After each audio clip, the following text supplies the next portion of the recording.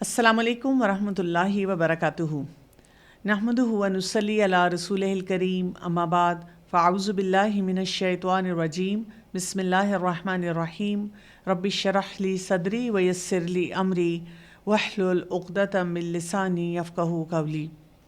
28वें पारे पे अल्हम्दुलिल्लाह आज हम स्टार्ट करेंगे सूरत तलाक़। आइए पहले तिलावत सुनते हैं आयत नंबर 1 से लेकर 3 तक की। سورة الطلاق مدنية.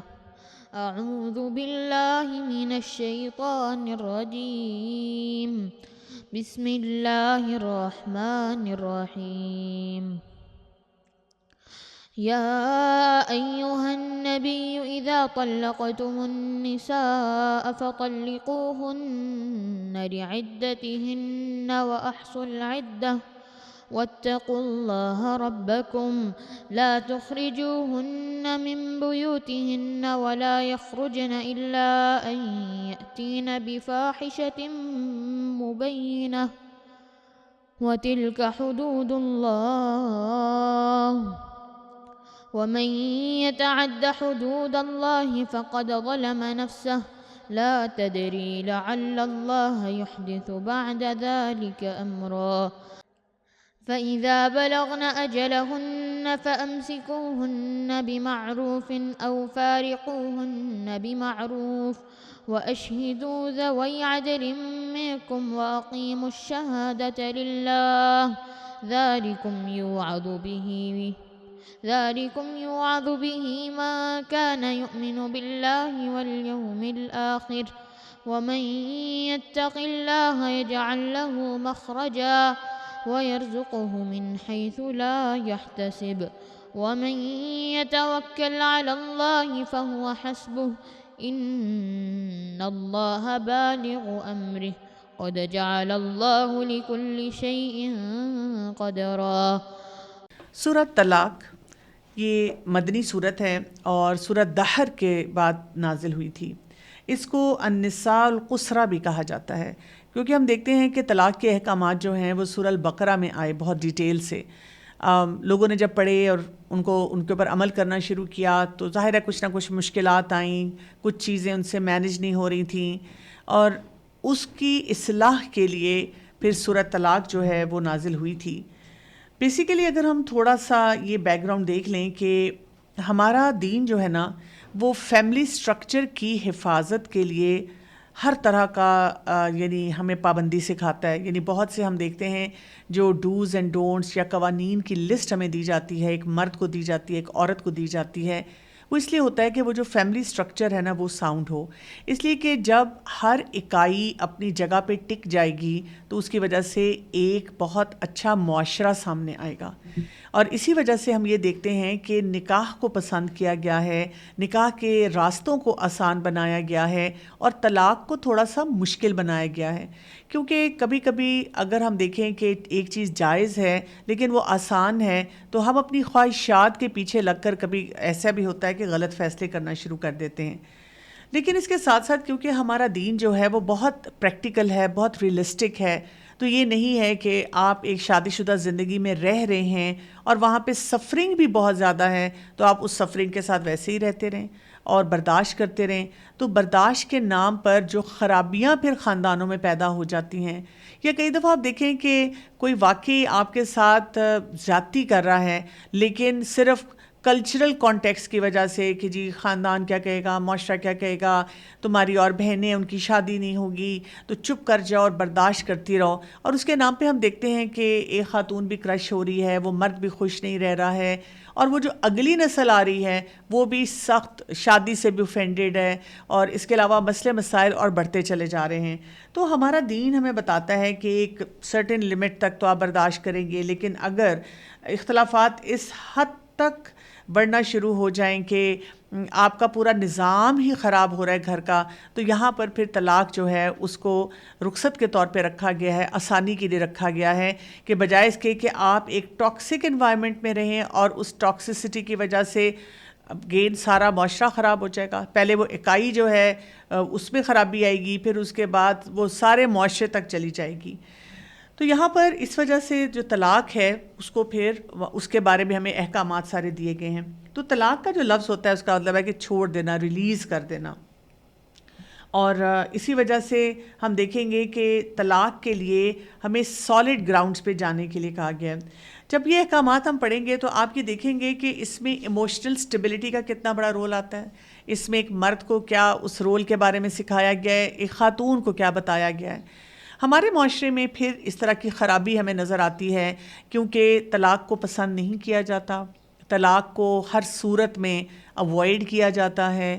یعنی اس کے لیے کوئی جو پریکٹیکل طریقے اختیار کرنے چاہیے شادی شدہ زندگی کو بچانے کے لیے، ان میں سے کوئی کام بھی نہیں کیا جاتا. یوزلی ایک عورت کی پرسنالٹی کو کرش کیا جاتا ہے، اس کو دبایا جاتا ہے، اس کو کہا جاتا ہے کہ کیا ہوا، مارتا ہی ہے نا، گھر تو دیا ہوا ہے، چھت تو دی ہوئی ہے، کیا ہوا، اور عورتوں میں ہی جاتا ہے نا، گھر آ کے تو دنیا کے سامنے تمہاری ہی عزت ہے اور تمہارے ساتھ ہی رہتا ہے. اچھا کیا ہوا اگر خرچہ نہیں دیتا، تم کمائی کر لو، تم پڑھی لکھی ہو. تو اس طرح کی جو ہم ناجائز زیادتیاں کرنا شروع کر دیتے ہیں اس کی وجہ سے بہت زیادہ فرسٹریشن لوگوں میں پھیلنا شروع ہو جاتی ہے. تو یہاں پہ ہم دیکھتے ہیں کہ یہ جو صورت ہے ہمیں بہت امپورٹنٹ میسیج یہ دیتی ہے کہ ایک مرد کی بھی کیا ایجوکیشن ہونی چاہیے، ایک خاتون کو کیا پتہ ہونا چاہیے، اور اس کے علاوہ پوری سوسائٹی جو ہے اس کا کیا رول ہوگا. تو یہاں پر آیت نمبر 1 کو دیکھیے، یا ایھا النبی، اے نبی صلی اللہ علیہ وآلہ وسلم. ہم دیکھتے ہیں کہ بہت کم ایسے مقامات ہیں قرآن میں جس میں رسول اللہ صلی اللہ علیہ وسلم کو اس طرح سے مخاطب کیا گیا. 13 مقامات پہ ہمیں پتہ چلتا ہے کہ آپ صلی اللہ علیہ وسلم کو یا ایھا النبی کہہ کے پکارا گیا ہے.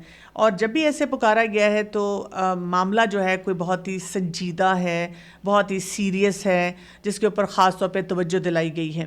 پھر کیا کہا گیا، جب طلاق دو تم عورتوں کو تو طلاق دو انہیں ان کی عدت کے لیے، اور شمار کرو عدت کو، اور ڈرو اللہ سے جو رب ہے تمہارا. نہ تم نکالو انہیں ان کے گھروں سے، اور نہ وہ نکلیں مگر یہ کہ وہ آئیں بے حیائی کو کھلی. اور یہ اللہ کی حدود ہیں، اور جو کہ تجاوز کرے گا ان حدود سے اللہ کی تو تحقیق اس نے ظلم کیا اپنی جان پر. نہیں تم جانتے شاید کہ اللہ وہ پیدا کر دے بعد اس کے کوئی بھی صورت. بہت ہی خوبصورت انداز سے ہم دیکھتے ہیں کہ ہمیں بہت سارے امپورٹنٹ پوائنٹس کی یہاں پہ وہ ایک پاتھ ملتا ہے، ایک ڈائریکشن ملتی ہے. دیکھیں یوزلی ہم طلاق کون سی دیکھتے ہیں جو کہ ٹی وی اسکرین پہ ہمیں نظر آتی ہے، کسی ڈرامے میں ہے، کسی فلم میں ہے. اب انہوں نے تو چند ایپیسوڈز میں اس کہانی کو کوئی رخ دینا ہوتا ہے، تو وہاں پر اکثر اوقات یہی ہوتا ہے کہ کھڑے کھڑے کوئی کہتا ہے طلاق طلاق طلاق، اور اس کو طلاق ہو جاتی ہے، اور کیونکہ اس سٹوری کو آگے لے کے چل رہے ہوتے ہیں. تو ہماری سوسائٹی میں بھی لوگ اس معاملے میں بڑے سپلٹ نظر آتے ہیں. کچھ ایک دفعہ جو طلاق اسی طرح ملٹیپل ٹائم دے دی اس کو کہتے ہیں طلاق ہو گئی، اور کچھ دوسرا طریقہ اختیار کرتے ہیں. تو ہم یہ دیکھیں گے کہ قرآن پاک میں کیا طریقہ ہمیں دیا گیا ہے. سورہ البقرہ کو پڑھ لیں اور اسی طرح سورہ طلاق کو ہم پڑھ لیں تو ہم دیکھتے ہیں کہ طلاق کو اگر اس کے لیے راستہ کھول بھی دیا کہ ہاں اگر ضرورت پڑتی ہے تو طلاق دے دو، لیکن آپ دیکھیں اس میں بھی یہ کوشش کی جا رہی ہے کہ کسی طرح سے فیملی سٹرکچر کو بچایا جا سکے. اسی لیے ہم دیکھتے ہیں کہ پہلی جو 2 طلاقیں ہوتی ہیں ان کو ہم طلاق رجعی کہتے ہیں. یعنی اس کا کیا مطلب ہے کہ وہ طلاقیں ہوتی ہیں جن میں رجوع کیا جا سکتا ہے. اور پھر اگر تیسری طلاق ہو جاتی ہے جس کو طلاق بائنہ کہا جاتا ہے، اب اس کے بعد عدت تو ہوگی لیکن رجوع کا اختیار نہیں رہتا. تو یہاں پہ جو بات ہو رہی ہے نبی کریم صلی اللہ علیہ وسلم سے اور مخاطب کر کے ہمیں بھی کیا سکھایا جا رہا ہے کہ جب ایک عورت کو طلاق دے دی جائے تو طلاق جیسے میں نے آپ کو بتایا کہ اس کا مطلب ہوتا ہے کہ کسی کو ریلیز کر دینا، آزادی دے دینا، چھٹکارا اس کو مل جانا. تو زوجین جو ہوتے ہیں ان کے درمیان جو ہے جو رشتہ ہے وہ ختم ہو رہا ہے، اور وہ یہ کہ اب یہ ضرورتاً کوئی ایسی سچویشن آ گئی ہے کہ وہ ساتھ نہیں رہ سکتے. ابن تیمیہ رحمۃ اللہ علیہ کا ایک قول ہے، وہ کہتے ہیں کہ طلاق اصل میں ممنوع ہے اور صرف مشکل میں مباح ہے، اور اصل حکم قرآن میں یہ ہے کہ دونوں صبر کے ساتھ اپنے اس رشتے کو نبھائیں. ہو سکتا ہے کہ کوئی اور ان کو ایک عادت نہیں پسند تو کوئی اور عادت ایسی ہو جو کہ نکل آئے، جو کہ بہتری کی طرف ان کو لے جائے. یعنی بات یہ ہے کہ جب ہمیں یہ پتہ چلتا ہے کہ طلاق کی ایک رخصت ہے، اجازت ہے، طلاق ہو سکتی ہے، تو ہم اس کو کھیل تماشا نہ بنائیں کہ ذرا سی بات پہ ہم کہیں کہ I can not tolerate you, مجھ سے تم برداشت نہیں ہو رہے، اور چلو جی، چاہے مرد یہ کہہ رہا ہے چاہے خاتون یہ کہہ رہی ہے. رسول اللہ صلی اللہ علیہ وآلہ وسلم نے فرمایا ہے کہ کوئی مومن شخص کسی مومن عورت سے بغض نہ رکھے. اگر عورت کی ایک عادت ناپسند ہو تو کوئی دوسری عادت پسند بھی ہو سکتی ہے. یعنی ہمیں مکمل پیکج تو کہیں پہ بھی نہیں ملنے والا. ہر سچویشن میں کیا ہوگا کہ کوئی نہ کوئی ایسی چیز ہوگی, ایسی بات ہوگی کہ ہمیں کسی نہ کسی کے ساتھ برداشت کرنا پڑے گا. کیونکہ دیکھیں جو شادی کا ریلیشن شپ ہوتا ہے یہ کمپلیمنٹری ریلیشن شپ ہوتا ہے. یہ نہیں ہوتا کہ دونوں بالکل مقابلے پہ بیٹھ کے کہیں کہ اچھا تمہیں بھی یہ پسند ہے مجھے بھی یہ پسند ہے.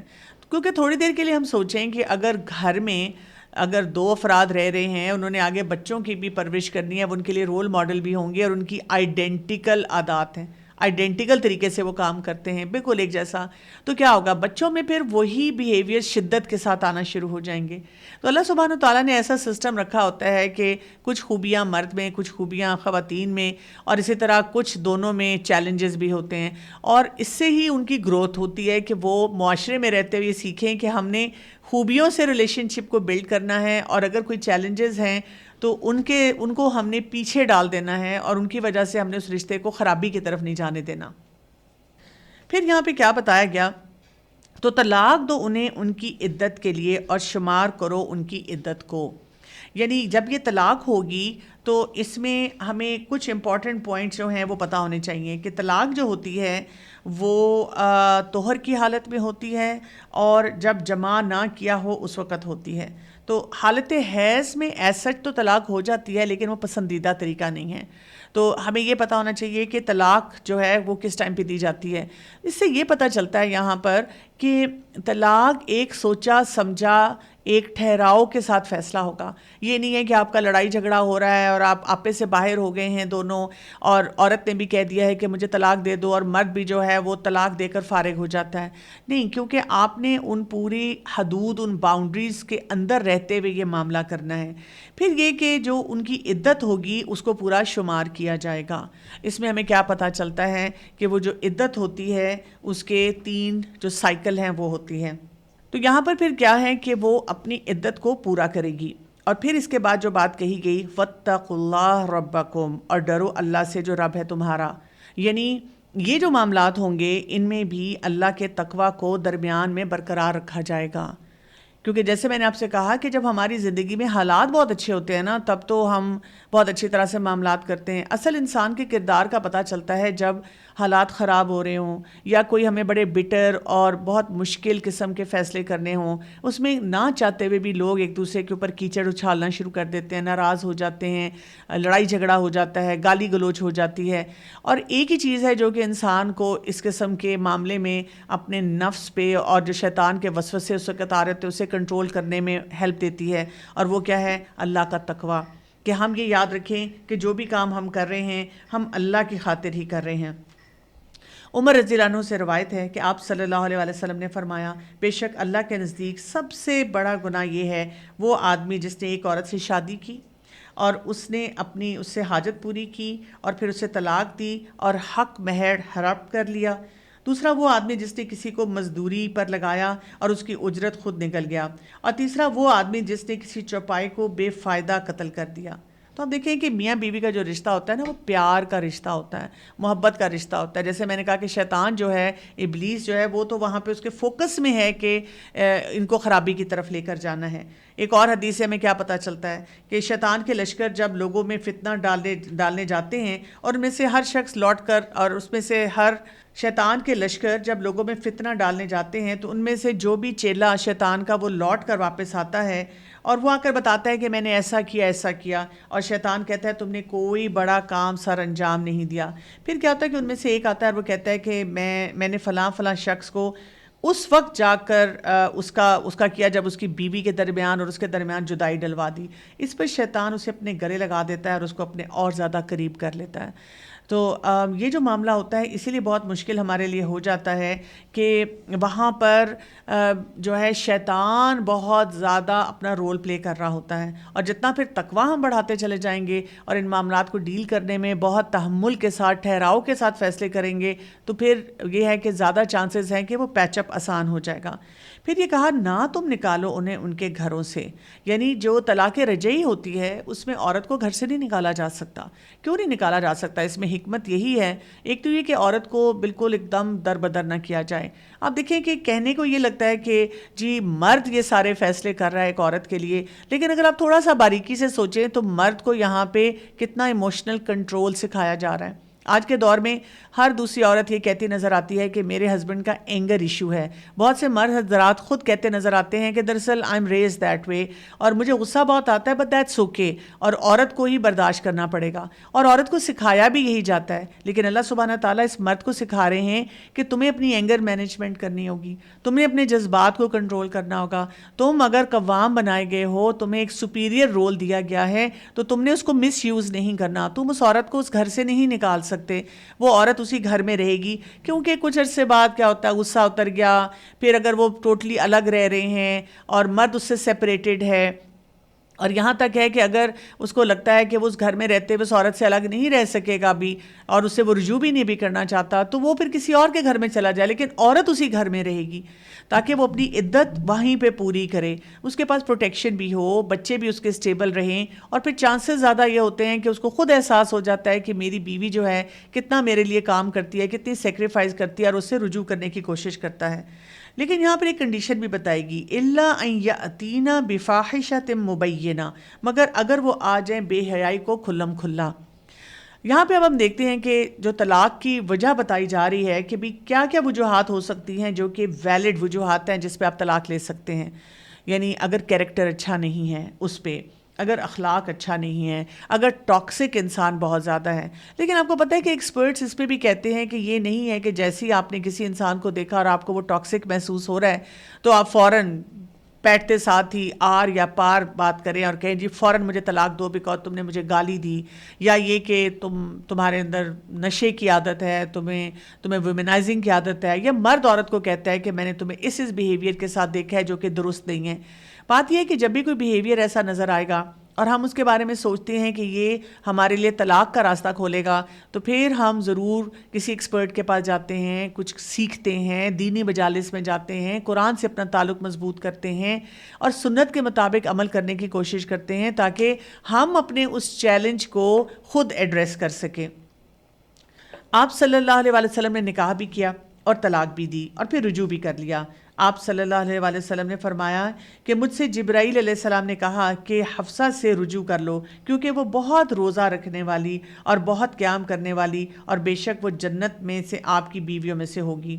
تو آپ دیکھیں اس سے ہمیں یہ پتہ چلتا ہے کہ انسان کو کسی بات پہ غصہ آ بھی جاتا ہے کسی خاتون کے یا شوہر کے، لیکن یہ کہ اگر ہم ان کی اچھائیاں جو ہیں ان کے اوپر نظر رکھیں تو پھر ہمارے لیے برداشت کرنا اور چیزوں کو مینج کرنا آسان ہو جاتا ہے۔ تو یہاں پہ جو بہت امپورٹنٹ بات بتائی گئی ہے بفاحشۃ مبینہ، کھلم کھلا برائی کرنے والا نہ ہو، ایسا نہ ہو کہ گھر میں مار پیٹ کرتا ہے کہ اس عورت کو اپنے وہ نشان چھپانے مشکل ہو جاتے ہیں، یا بچے بھی اس بات کے گواہ ہوتے ہیں، وہ بھی سب کچھ دیکھ رہے ہوتے ہیں کہ مرد اور عورت کے درمیان کس قسم کی تلخی چل رہی ہے اور کس قسم کے معاملات چل رہے ہیں۔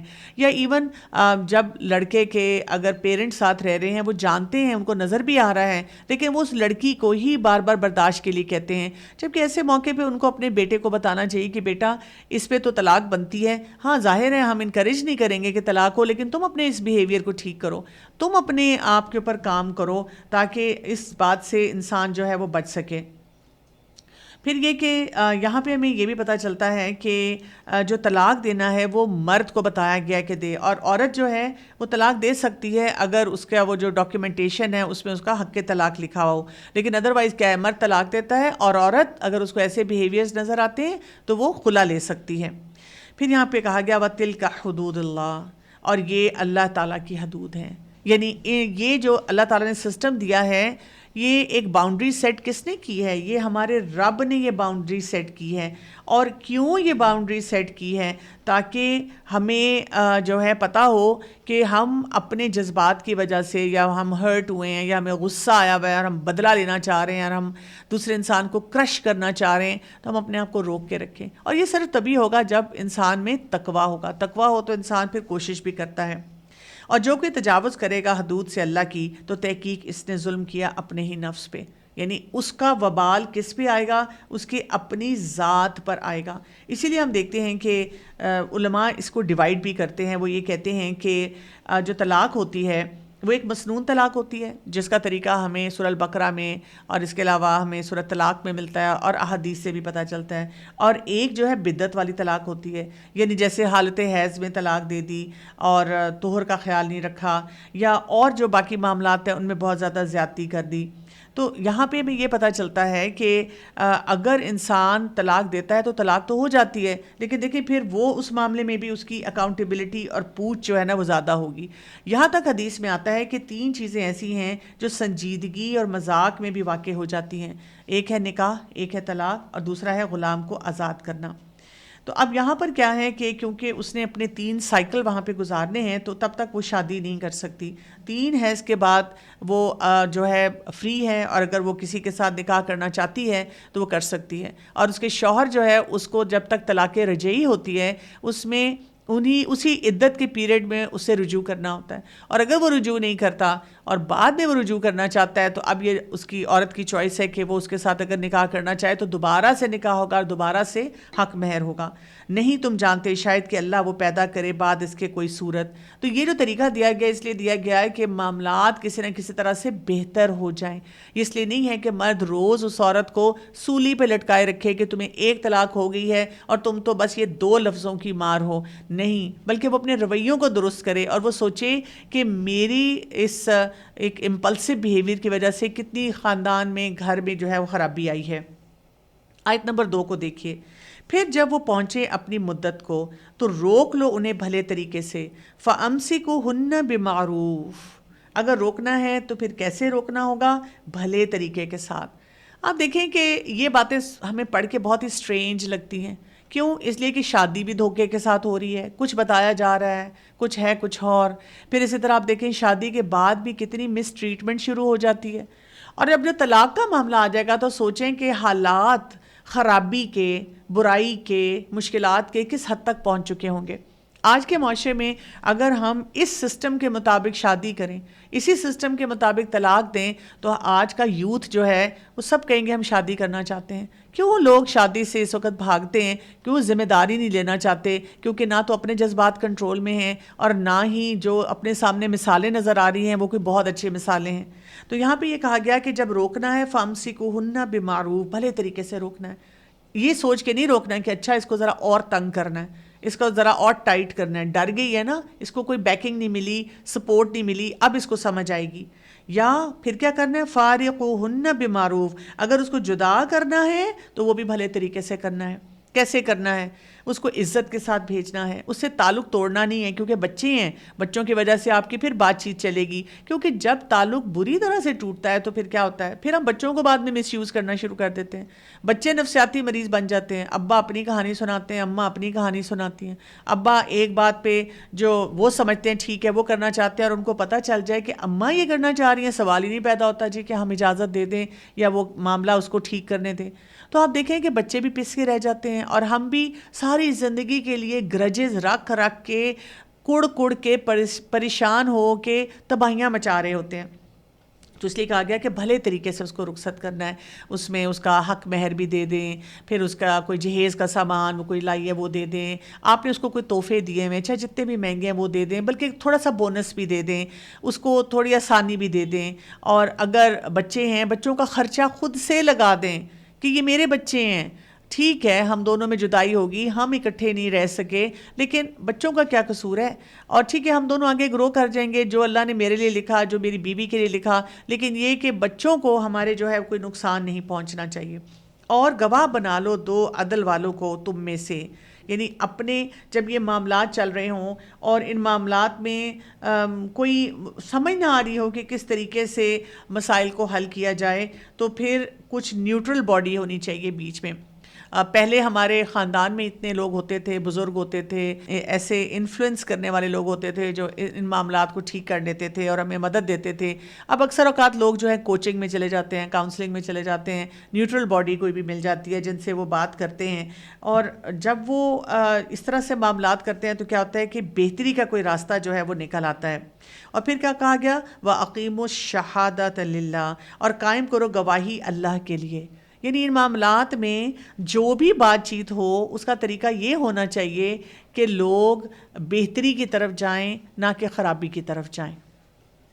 ذالکم یوعظ بہ من کان یؤمن باللہ والیوم الآخر، یہ حکم نصیحت کی جاتی ہے جس کی اسے جو ہو وہ ایمان رکھتا اللہ پر اور آخرت کے دن پر. دیکھیں دنیا میں رہتے ہوئے نا ہم کسی بھی فیصلے کو کر لیں اور کوئی ہمارے آگے بول نہ سکے، بے زبان ہو، اس کا بس نہ چلے، گزارا ہو جائے گا. لیکن آخرت میں کیا ہوگا؟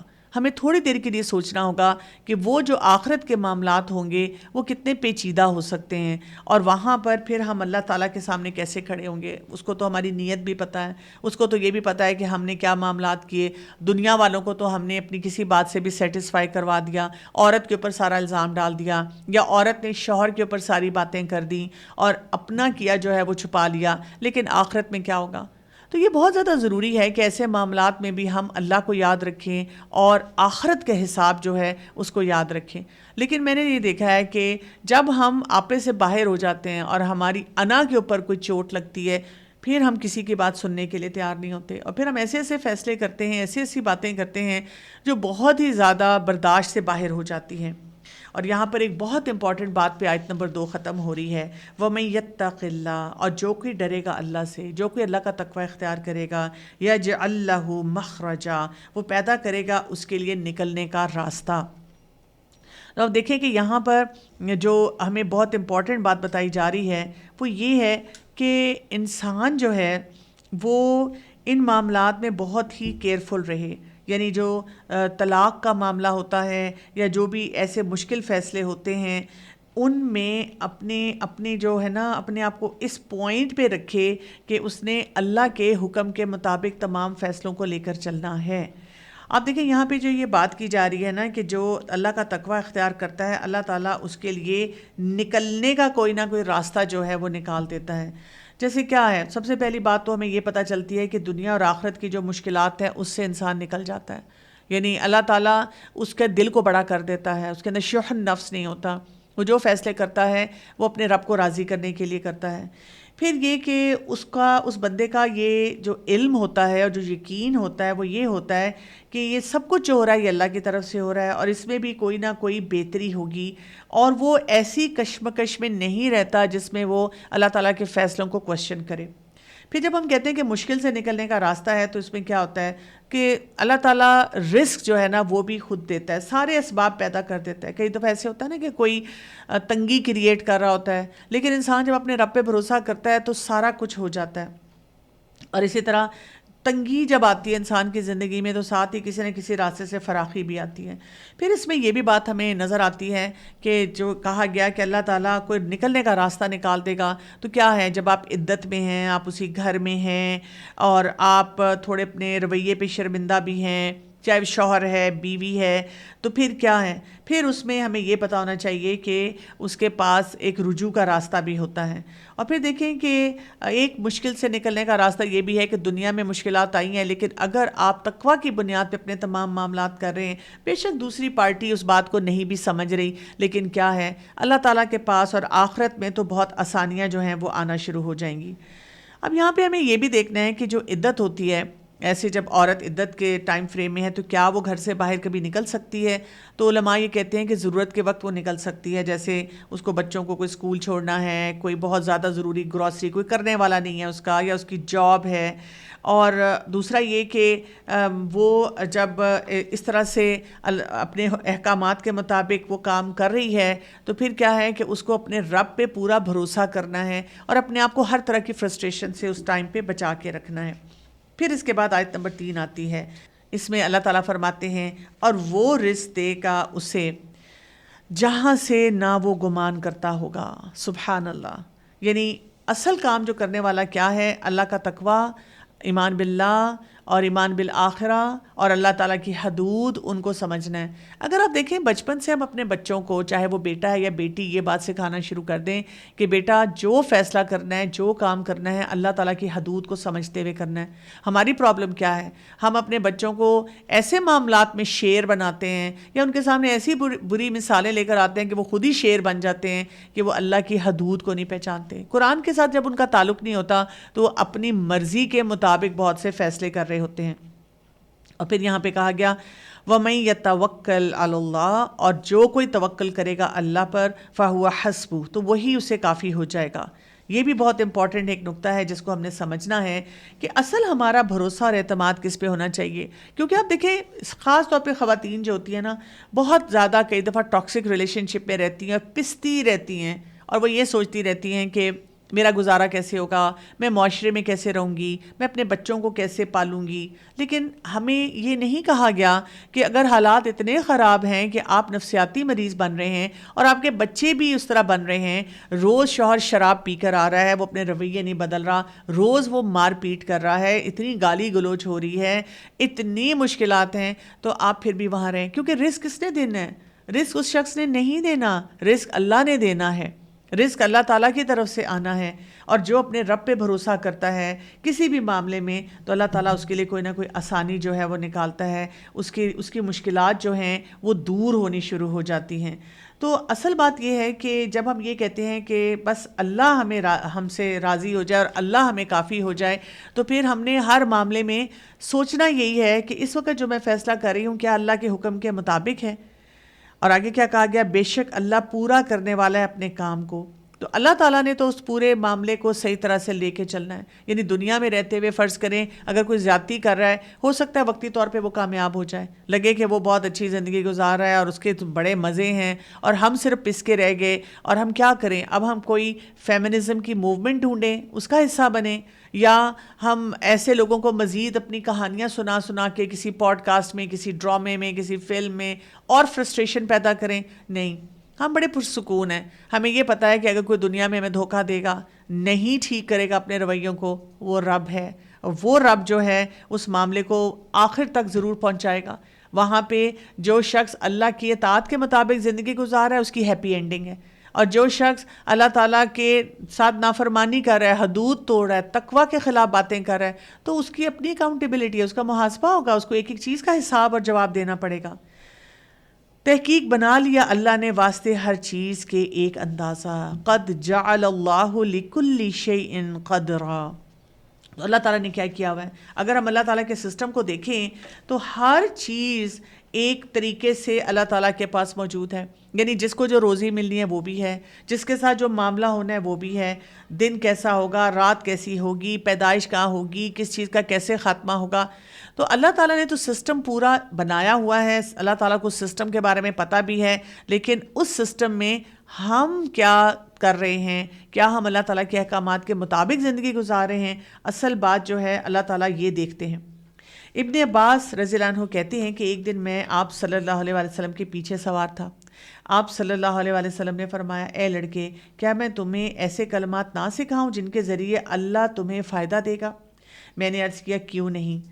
تو رسول اللہ صلی اللہ علیہ وسلم نے فرمایا، اللہ کی حفاظت کرو، یعنی اللہ تعالیٰ کے احکامات کی، اللہ تمہاری حفاظت کرے گا۔ تم اللہ کی حفاظت کرو، تم اس کو اپنے سامنے پاؤ گے، تم اسے خوشحالی میں یاد رکھو اور وہ تکلیف میں تمہیں یاد رکھے گا۔ تو ہمارا کام کیا ہونا چاہیے کہ ہم اپنے اس توکل کو بڑھانا شروع کر دیں، اور اس توکل کی وجہ سے کیا ہے کہ انسان جب بھی کسی ایسی مشکل میں ہو جو کہ ازدواجی زندگی سے تعلق رکھتی ہے، تو وہاں پر بھی فیصلے حکمت کے ساتھ، اللہ تعالیٰ کے حکم کے مطابق، اور اگر شادی نبھ سکتی ہے، پہلی کوشش 80% کوشش یہ ہونی چاہیے کہ شادی نبھے، لیکن اگر اس میں ٹاکسک ایلیمنٹس اتنے ہو رہے ہیں جو کہ خاندان کو تباہ کر رہے ہیں، کسی انسان کے لیے برداشت کرنے مشکل ہو رہے ہیں، تو وہاں پہ جب طلاق کا راستہ اور اس کی اجازت دی گئی ہے تو پھر کیا ہے؟ اس کو بھی صحیح طرح سے استعمال کرنا چاہیے. ہمارے لوگ کیا کرتے ہیں، پہلے تو طلاق دینے میں اتنا تنگ کرتے ہیں، پھر اس کے بعد جب طلاق دے دیتے ہیں تو پھر اس کے بعد وہ جو ایک معروف طریقہ بتایا گیا کہ روکنا یا ریلیز کرنا وہ نہیں کرتے، بلکہ سارا سامان اس عورت کا رکھ لیتے ہیں اور اس کو کئی دفعہ بالکل سڑک پہ پھینک آتے ہیں، اور بچے بھی کئی دفعہ اس سے لے لیتے ہیں، اور پھر اس کے بعد کیا ہے، کبھی کبھی بعد میں ایک طریقے سے حلالہ بھی کرواتے ہیں. اور آپ کو پتہ ہے کہ یہ بھی ایک حرام ایکٹیویٹی ہے. یعنی ایک تو خود بخود ایسے ہو جائے کہ اس خاتون کی کہیں اور شادی ہوئی اور اس کا شوہر جو ہے وہ وہاں سے بھی طلاق اس کو دے یا وہ فوت ہو جائے اور پھر یہ پہلے شوہر کی طرف آنا چاہے. اس کی تو اجازت ہے، لیکن یہ کہ خود سے پلان کر کے پھر ایسے کام کرنا، یہ تمام وہ باتیں ہیں جو کہ تباہی پھیر رہی ہیں، اور یہ اللہ تعالیٰ کی آیات کا انہیں مذاق اڑانا ہے یا ان کو نگیٹ کرنا ہے. تو اللہ تعالیٰ ہمیں ان رویوں سے بچا کے رکھے اور اس کی اویئرنیس کی بھی توفیق دے کہ ہم خود بھی سمجھیں اور آگے اپنی فیملیز میں بھی سب کو سکھائیں. اجازت چاہتی ہوں. السلام علیکم ورحمۃ اللہ وبرکاتہ.